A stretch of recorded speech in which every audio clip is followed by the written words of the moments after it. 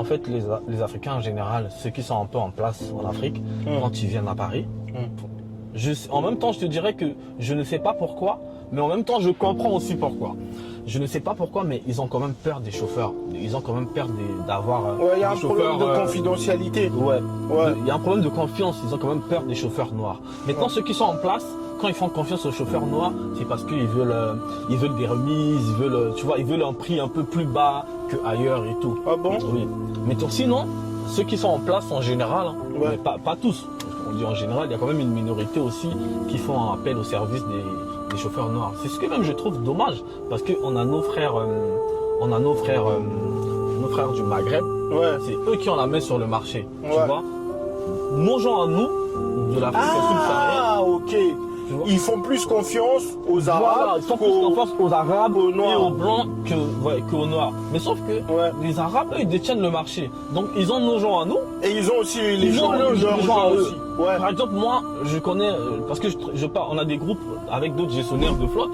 Je vois deux fois, il y a des demandes, parce qu'en fait, il y a des délégations qui peuvent faire des demandes de 5, 6 chauffeurs et tout. Je vois deux fois, il y en a, ils font des demandes, mais ils précisent type maghrébin.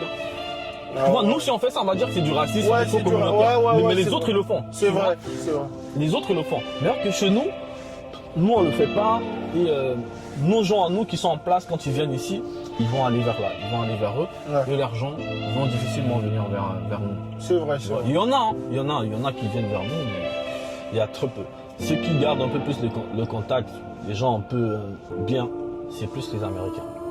Ok. Tu vois, les Américains, quand ils viennent, un Américain, si tu fais un Américain dans un palace, il prend ton contact, prochainement quand il vient, ou même quand il y a quelqu'un qui vient, il envoie ton numéro, il envoie ton contact, lui il envoie ton mail. Ouais. Tu vois, c'est les seuls noirs qui le font. Même si je suis pas trop d'accord avec les noirs américains. Ouais, moi aussi. En fait, je suis pas d'accord avec eux sur la façon de penser de l'Afrique. Oui, sur la perception de l'Afrique. Voilà. Mais en général, humainement, j'ai l'impression qu'ils sont meilleurs que nous. Oui, sur certains points, franchement.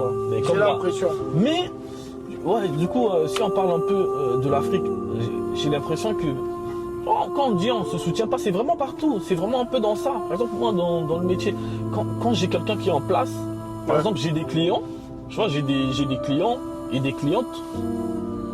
Donc, en gros, des clients et des clientes. Quand ils m'appellent, c'est des gens qui voyagent. Par exemple, j'ai un client. C'est des gens qui voyagent en business. Okay. Tu vois, c'est des gens qui voyagent en business. C'est des gens qui vivent bien, qui sont logés sur les champs, dans des vrais hôtels et tout. C'est des gens qui arrivent, ils descendent.